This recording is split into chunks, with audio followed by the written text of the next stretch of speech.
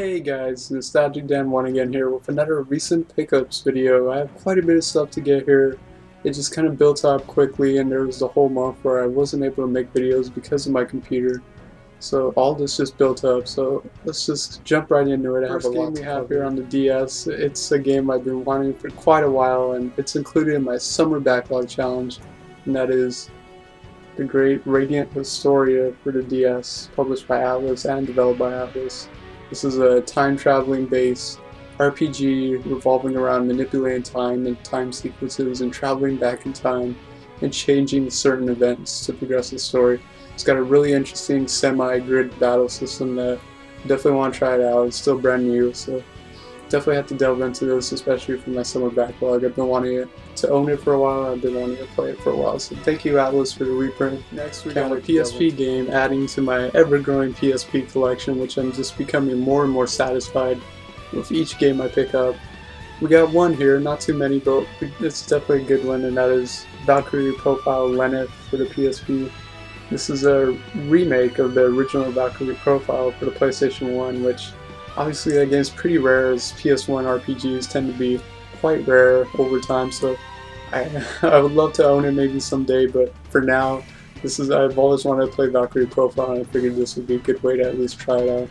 If I like it, I'll most likely pick up Valkyrie Profile 2 on the PS2, but it's an interesting game with some really in-depth mechanics. I heard it can get pretty complex, but the art style looks absolutely amazing. And from what I've seen of gameplay, it looks absolutely promising. So I can't wait. Why don't we get into some PS1 games? I got two PS1 games here. First one I found for only like $3, and I had to pick it up because of the company that was on the case. I had to pick it up. I'm a fan of them. But I've also seen it, and I've looked up gameplay. It looked interesting, and that is Bomberman Fantasy Race on the PlayStation 1, published by Atlas.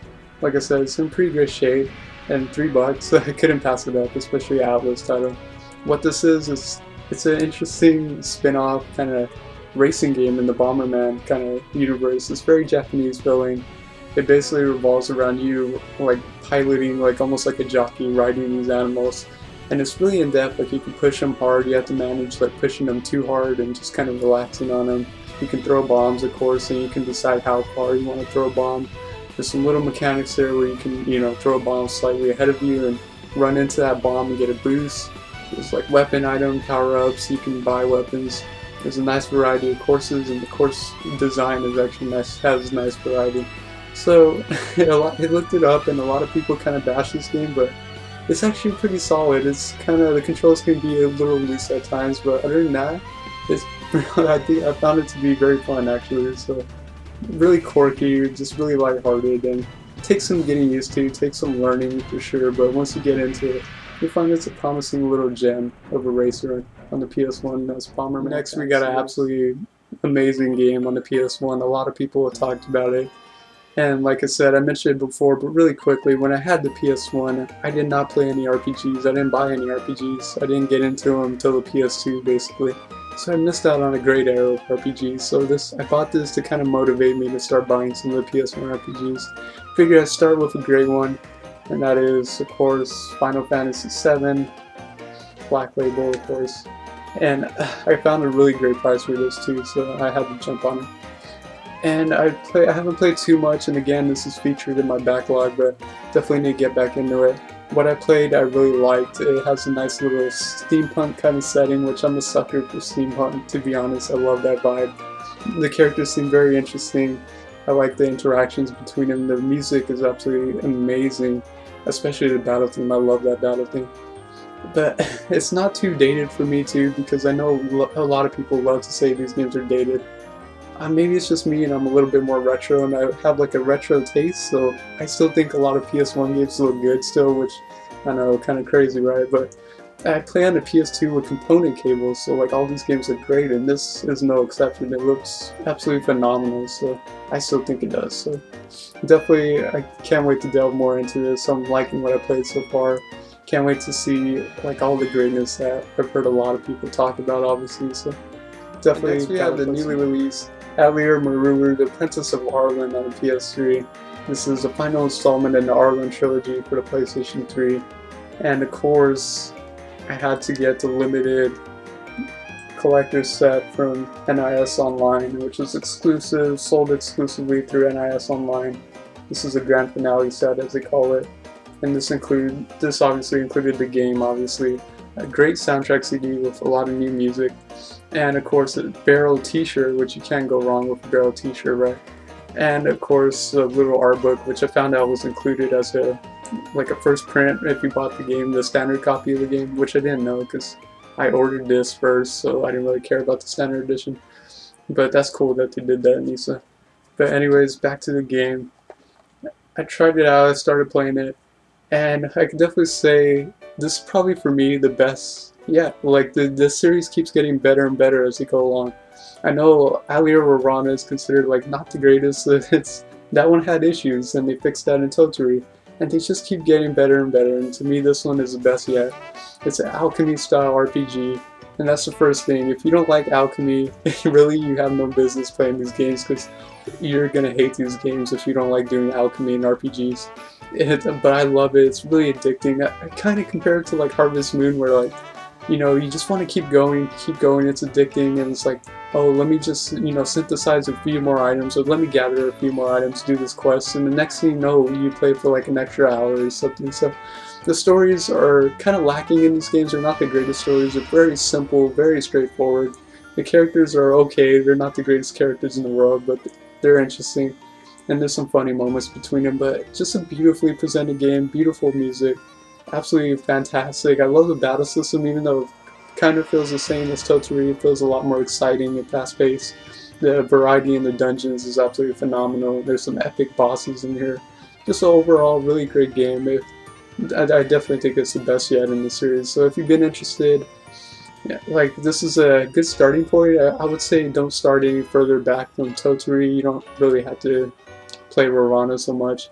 If you have this game, they do have an option for a prologue, which the prologue kind of sums up what happened in Meruru and Totori and leads up to this game. It's kind of hard. Like, I would recommend maybe going back to Totori so you can understand some of the characters who make appearances in this again. But they do a good job, like, establishing all the characters. Even if you didn't know them, they kind of describe their stories again and who they are. But definitely a great game. Definitely, I'm really enjoying it. And next we have another Nisa game on the PS3, and that is Hyperdimension Neptunia MK2, the sequel to Hyperdimension Neptunia. This is a really interesting series, but obviously with this, again, I got the exclusive collector's set, again, exclusive to the NIS Online. There's only a very limited run of them. And this included a soundtrack CD, an art book, and a deck of cards. So really nice. It was the first time Nisa kind of did the online exclusive for a game set. But back to the game. It's a sequel to Hyperdimension Neptunia, which is a really odd kind of, I don't know how to, it's an RPG that revolves around the game industry.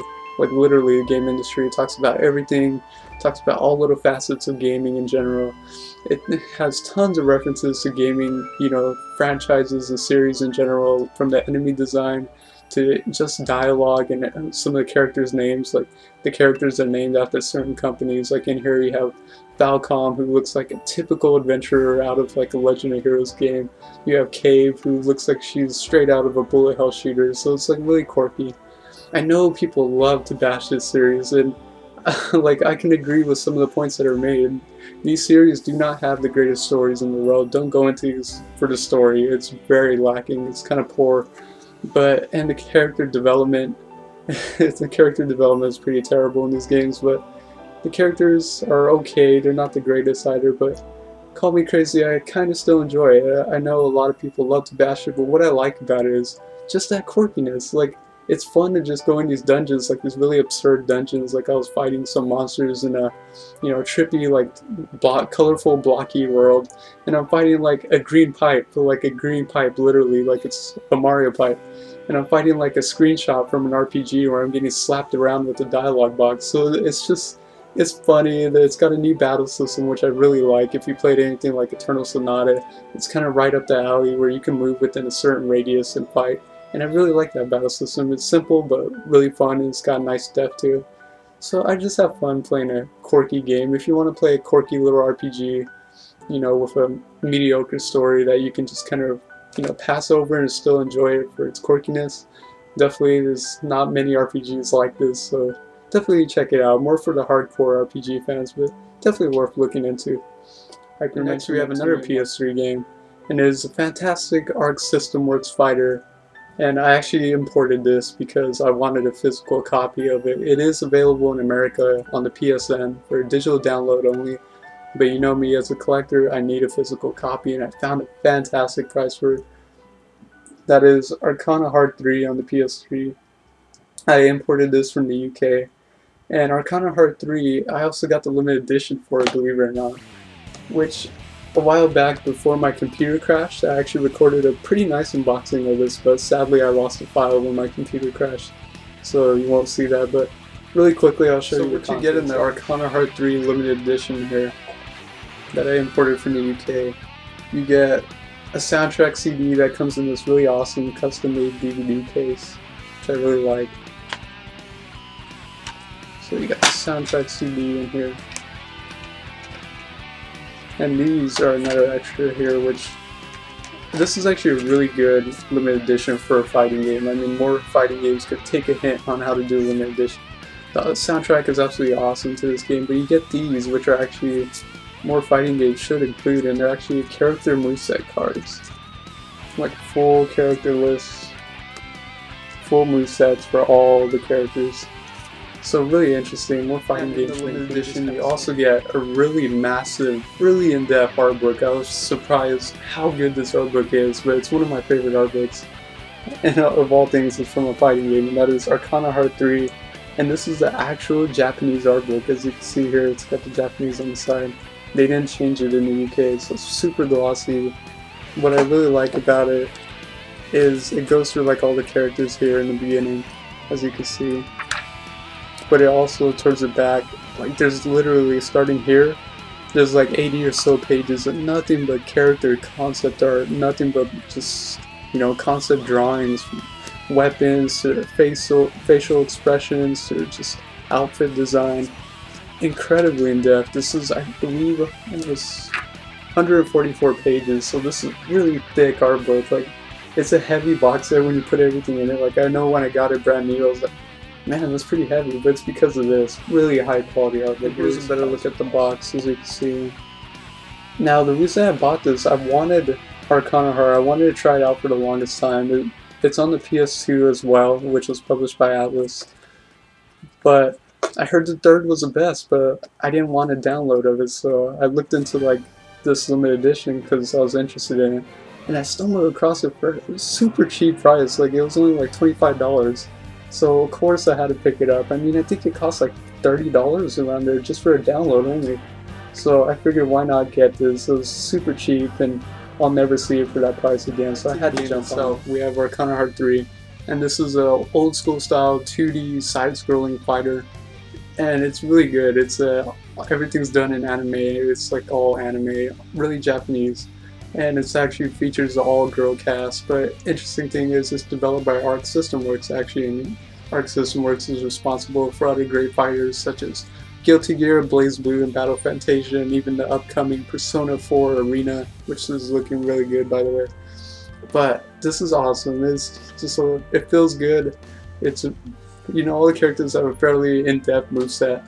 And the interesting thing is they all have arcanas, kind of like they all have like a spirit that kind of fights for them, and they all have different effects. Like some of them, like there's an arcana for time, and it'll slow down time, like it'll freeze your opponent. So there's like little interesting facets like that with their arcana. Not super in depth with modes. It's got like online play and arcade mode and the versus, but not super in depth. Features gallery where you can look at images and stuff like that. They're fairly solid and really enjoyable actually. And I just want to show you the back of this game because I love its slogan. So as you see here, it has like the poem, "What are little girls made of? What are little girls made of?" And then it crosses out. It crosses out sugar and spice and all things nice, and it says swords and guns and ass kicking none. So that's what little girls are made of. So that's really funny. And then at the bottom it says, "This ain't no sweet fighter." So it's pretty funny. It's just a really quirky fighter. Really cool to have a physical copy of it too. Just really fun. Pick up and play kind of fighter for me. I'm not the biggest fighter fan, but I love me some quirky stuff, and I'm a big fan of Arc System Works, so definitely enjoy this.